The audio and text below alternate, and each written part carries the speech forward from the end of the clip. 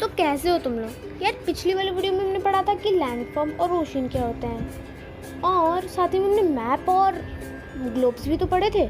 अरे हाँ, अच्छा तुम लोगों को मैप और ग्लोब के बारे में तो पता चल गया है, पर क्या तुम लोगों को ये पता चला है कि जब मैप और ग्लोब बने थे तब वो बहुत बोरिंग होते थे।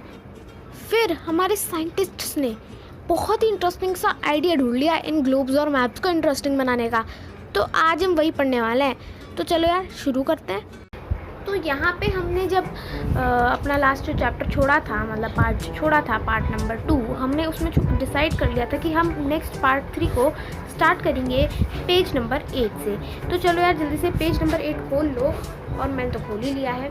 ठीक है, तो यहाँ पे हमें सबसे पहले मतलब देखो, आप लोग वीडियो को बिल्कुल भी स्किप मत करना, क्योंकि ना उसमें मैं बहुत सारी इंपॉर्टेंट चीज़ें बताने वाली हूँ जो आपके फ्यूचर में भी काम आएगी, तो आप उसे नोट कर लेना। ठीक है, तो यहाँ पे सबसे पहले हम, और स्किप कर दोगे तो नोट नहीं कर पाओगे।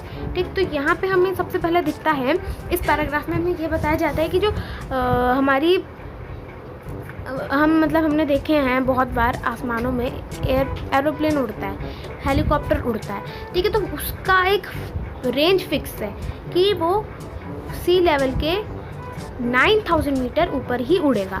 सी लेवल के 9000 मीटर से मेरा मतलब है, एक मिनट इधर आ जाते हैं, थोड़ा वाइट प्लेन है ना, तो जैसे हमने ये हमारा ये सी लेवल है, ये सी है, ठीक, और उसको उड़ना है 9000 मीटर्स ऊपर। ठीक है, तो यहाँ पे ये AP लिख देते हैं, मेरी मतलब ड्राइंग इतनी अच्छी है नहीं, तो AP लिख दिया है। तो वो पूरे 9000 मीटर्स ऊपर उड़ता है।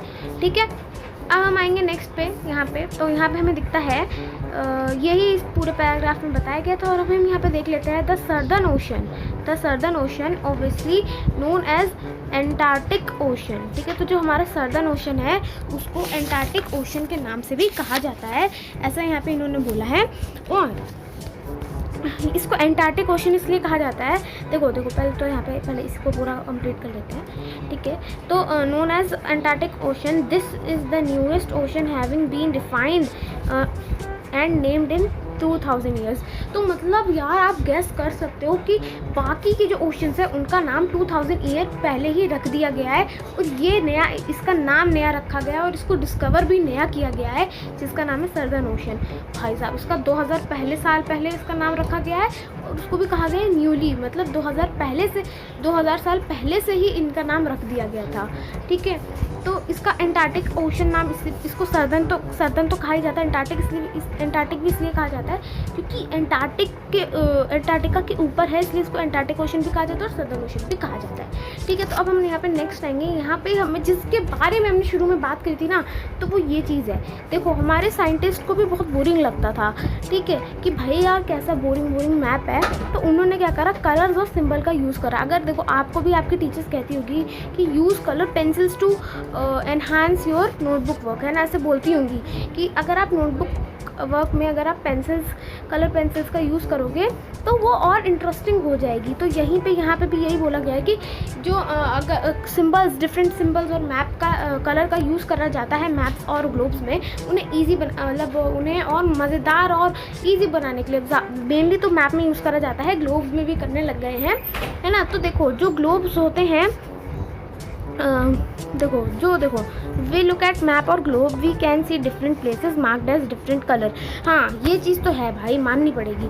अभी ऊपर हमने ये देखा था, ये देखो डिफरेंट कलर्स में डिफरेंट एरिया को मार्क करा गया है। ठीक है, नीचे एक इंडिया का भी मैप था, इसमें भी करा गया है डिफरेंट एरिया को मार्क्ड। ठीक है, और जो ओशियंस और अदर वाटर बॉडीज़ हैं उन्हें मार्क करा गया है ब्लू। ठीक है, क्योंकि पानी ब्लू होता है तो इसलिए उन्हें भी मार्क करा गया है ब्लू। और जो कॉन्टिनेंट है उन्हें कलरफुल मार्क करा गया है। ठीक, और पर वो होते, ठीक है, और अगर आप, वो तो है, वो पॉलिटिकल मैप था ऊपर, ठीक है, पॉलिटिकल मैप था, और जो फिजिकल मैप होता है उसमें तो ब्राउन और येलो होता है। ठीक है, और यहाँ पे लिखा है maps also use symbols so that it, देखो मैप में यूज़ करे जाते हैं सिम्बल्स, जिससे वो और इजी हो जाए लर्न करने के लिए। सिम्बल्स, अब सिम्बल्स क्या है, तो देखो सिम्बल्स ये है, सिम्बल्स हैं रेलवे। यहाँ पे आप देखो ये एक दिया है रेलवे के लिए कि हाँ ट्रेन कहाँ से जा रही है, ये दिखाने के लिए।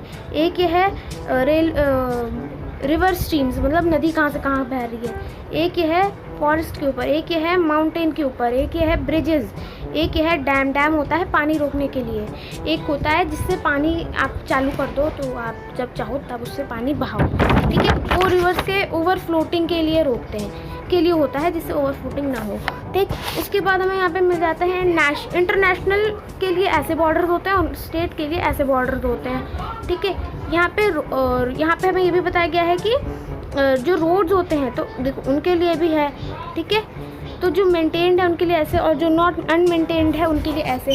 तो डिफरेंट बनाए गए हैं जिससे हमें कन्फ्यूजन भी ना हो, खिचड़ी भी ना पके और मैप भी बन जाए, ठीक है। अब यहाँ पे हमें देखने को मिलता है direction on map.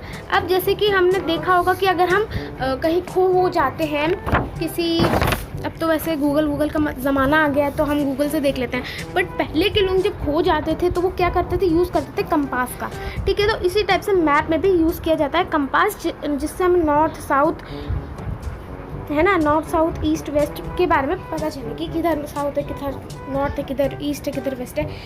Even Google maps में भी होता है कंपास, एक छोटा सा कंपास तो होता ही, हर एक मैप में होता है भाई ये कंपास, ठीक है। उसके बाद हम आएंगे मैप, आपको देखने को मिलता है जिससे, और जो कंपास है ना, यहाँ पे देखो आप, अगर आपके किसी मैप में नहीं है तो आप उसमें से लिख भी सकते हो। मैंने लिखवाया है, ये देखो हमने लिखवा भी रखा है, लिखने से ना और इजी हो जाता है, आपकी इस में भी लिखवाया गया होगा। तो यहाँ पे है नॉर्थ, यहाँ पे है ईस्ट, यहाँ पे है वेस्ट, यहाँ पे है साउथ। साउथ नीचे होता है, ठीक है, साउथ इंडिया, नॉर्थ इंडिया। तो आपने देखा होगा लोग कहते होंगे ना कि साउथ इंडिया, अगर ये नहीं होगा ना, अगर ये डायरेक्शन नहीं मार्क करे जाएंगे ना तो फिर कंफ्यूजन हो जाएगी, फिर आपको नहीं पता चलेगा कि किधर से नॉर्थ है किधर से साउथ है ना। फिर आप कहोगे कि, फिर आपको कंफ्यूजन रहेगा कि साउथ इंडिया ये है या फिर ये है, आपको कंफ्यूजन रहेगा कि नॉर्थ इंडिया कौन सा है और साउथ इंडिया कौन सा है ना। हमेशा ये कंफ्यूजन रहेगा कि नॉर्थ इंडिया कौन सा, साउथ इंडिया कौन सा है। तो इस वजह से ये कंफ्यूजन ना हो, ऐसी प्रॉब्लम्स ना हो और डिफ़िकल्ट ना हो टू फाइंड दी एरियाज और to found the these directions. तो ये सब हेल्प करते हैं हमारे, ये इंस्ट्रूमेंट्स होते हैं जिसको हम कंपास कहते हैं। एक इंस्ट्रूमेंट होता है, उसमें उसकी जो नीडल होती है ना, जैसे इसकी जो नीडल्स होती है, नीडल है ना, ये नीडल, तो इसकी ये नीडल जो है ये हेल्प करती है। और ये सब चलो देखो, इसकी जो नीडल है ये हमेशा नॉर्थ की तरफ पॉइंट करती है, ठीक है। ये तो इम्पॉर्टेंट है, बहुत इम्पॉर्टेंट है। और ये देखो जो कंपास है ना, compass has been use more than thousand of year by sailors finding the sea direction. तो सी में तो कभी हम बता नहीं सकते कि सामने जाओ इधर मुड़ जाओ, क्योंकि वो तो पूरा पानी होता है, एक जैसा होता है। तो सेलर्स होते थे, वो इधर आते थे व्यापार करने, सेलर्स मतलब व्यापारी, वो आते थे और इधर व्यापार करने ना, तो वो सी के थ्रू आते थे, तो उनको हेल्प करता था ये डायरेक्शन देखने में। और ना देखो यहाँ पर हमारा जो चैप्टर है ये ख़त्म होता है, और साथ ही मैं आप लोगों से बोलना चाहती हूँ कि एक मैं स्पेशल वीडियो बनाऊँगी इसी चैप्टर के ऊपर, जिसमें हमें पता चलेगा, मैं आपको एकदम दिखाऊंगी कि किसमें हमारे पास कहाँ पे है कंपास और ये सब, और कैसे वर्क करते हैं। तो इसकी हम एक वीडियो बनाएंगे, इसके बाद आएगी वो। So thanks for watching. और कोई भी क्वेश्चन हो, कोई भी क्वेरी हो, आप हमसे कमेंट में पूछ सकते हो। Thanks for watching. और इसी टाइप से हमारा ये पूरे 2-3 पार्ट में हमारा पूरा चैप्टर ख़त्म हो गया है। सारे कमेंट, अगर वीडियो पसंद आया होगा तो लाइक करना, शेयर करना और सब्सक्राइब करना, कमेंट तो करना ही, क्योंकि आपके एक कमेंट से मुझे बहुत मोटिवेशन फील